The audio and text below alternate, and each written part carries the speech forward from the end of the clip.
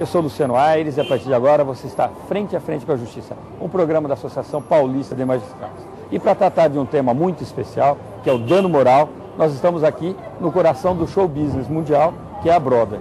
Aqui, mais do que em qualquer outro lugar do mundo, a privacidade é exposta e a intimidade é violada de todas as personalidades públicas.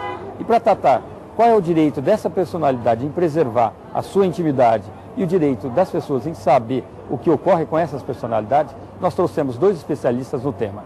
Confira essa entrevista extremamente exclusiva e muito agradável. Nós estamos hoje em São Paulo, junto com dois especialistas na área, o desembargador aposentado e também advogado militante na cidade de São Paulo, o Dr. Francisco de Assis Vasconcelos Pereira da Silva, e o desembargador Paulo Dimas de Belles Mascaretti, segundo vice-presidente da nossa querida APAMARS. Doutores, é um prazer muito grande, para o frente a frente com a Justiça, contar com a presença ilustre de duas verdadeiras sumidades neste tema.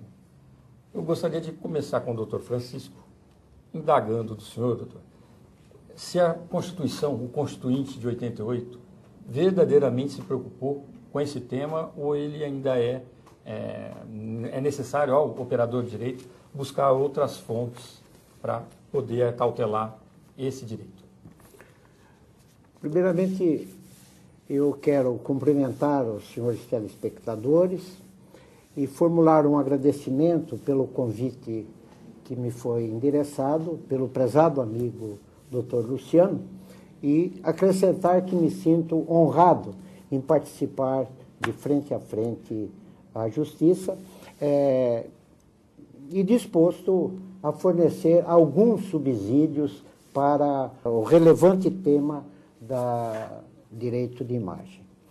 Para responder à primeira indagação feita, eu gostaria de, primeiramente, colocar para os senhores o conceito jurídico de imagem, que nem sempre, o conceito jurídico nem sempre coincide com o conceito corrente, com o conceito, muitas vezes, leigo a respeito do assunto. Para os doutrinadores do direito, frente ao direito, a imagem é, na realidade, a representação gráfica da pessoa. É a reprodução da efígie da pessoa. É, sobretudo, ou predominantemente, a sua fisionomia, que se presta para a sua individualização, para até a sua identificação. Isso não significa de que a imagem, e é este conceito de imagem, que é o conceito legal, que é o conceito protegido na lei, é a fotografia da pessoa, é o retrato da pessoa. Entretanto, é bom acrescentar que isso não significa de que a pessoa humana, assim considerada, é uma espécie de um boneco. Naturalmente, que dentro deste conceito, ainda que seja um conceito autônomo, nós não podemos dissociar a personalidade mesma da pessoa. Aliás, a imagem, o direito à imagem é um direito à personalidade. Então, nós devemos lembrar que a isso se agregam determinados atributos da pessoa humana. A isso se agrega a sua inteligência, se agrega a sua experiência, a sua cultura e assim por diante, que forma, junto com a sua imagem, uma ideia geral da pessoa humana. Esse direito à imagem é protegido na nossa Carta Magna, é protegido na Constituição da República, é protegida, sobretudo, em 3 disposições do artigo 5º.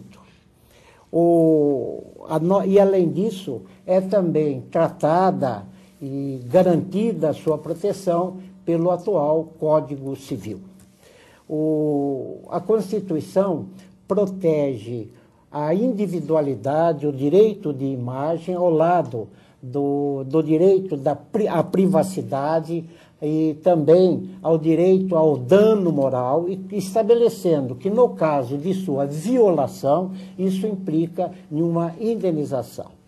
também ela cuida muito especificamente da participação do indivíduo, da participação individual da pessoa nas obras coletivas, em que mesmo nesse caso fica ressalvado o direito de imagem, inclusive nas atividades desportivas, em que nós temos um instituto entre nós, que é o chamado direito de arena, que é garantido aos atletas do futebol.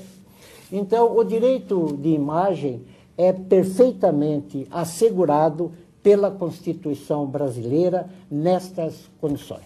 A sua violação, é bom dizer, implica em uma indenização. A sua violação, para a sua violação, não há necessidade, é bom pontuar, não há necessidade de que ela cause um prejuízo para a imagem. Não há necessidade. Mesmo a sua simples violação, em que a imagem é reproduzida sem a autorização da pessoa, já causa uma violação.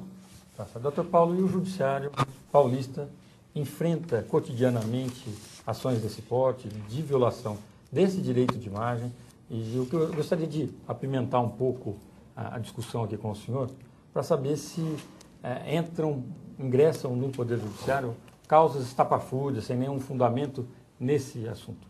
Olha, a questão do direito de imagem é uma questão extremamente delicada, porque hoje nós temos, com o desenvolvimento tecnológico, inúmeras formas em que pode ocorrer a exploração indevida da imagem alheia, né?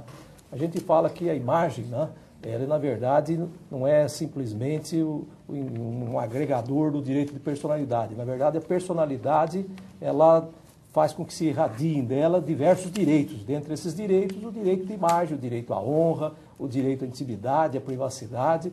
E nós temos verificado aí no dia a dia da nossa justiça, agora um componente novo, que é justamente a violação do direito de imagem por esses meios novos, tecnológicos, e a gente fala que a imagem vale mais do que 1000 palavras, e hoje, por um simples acesso pela internet, você pode violar a honra, a imagem alheia e difundir isso para inúmeros lugares, muitas vezes até sem identificar o próprio agente violador desse direito da personalidade da pessoa. Então nós temos enfrentado isso com grande dificuldade, às vezes até para entender esse avanço tecnológico e aplicar isso no nosso dia a dia, mas o que a gente tem procurado distinguir, né, são várias situações. Por exemplo, como o próprio desembargador Francisco Vasconcelos colocou, muitas vezes há simplesmente o uso da imagem não autorizado que importa por si só numa violação, né? Por exemplo, pegar uma imagem de uma pessoa, simplesmente pode até colocar a imagem dessa pessoa ligada a alguma coisa beneficente, mas o simples uso não consentido já configura uma violação.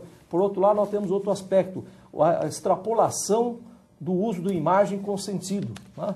E por outro lado, nós temos aí situações em que, mesmo com o uso de imagem não consentido, e situações ocorrendo, às vezes, até em acontecimento público, a ausência de justificativa razoável para o uso daquela imagem não consentida. Então, nós temos diversas situações de violação do direito de imagem. Então, nós podemos pegar hoje situações em que se veiculam cenas ocorridas, por exemplo, em público, né, pela internet, por outros meios de divulgação, e a partir daí nós vamos ter que analisar quem é que vai responder por essa violação, né? Aí nós temos a discussão se responde o provedor, se responde o site, se responde o blog, né? Se responde aquele que simplesmente veiculou a imagem. Então nós temos aí uma série de casos concretos em que ocorreram violações dessa natureza e o que às vezes há uma discussão sobre quem deva responder por isso. E o Judiciário tem recebido essas ações e eu acho que com o tempo é que a jurisprudência vai se sedimentar para resolver essas questões definitivamente.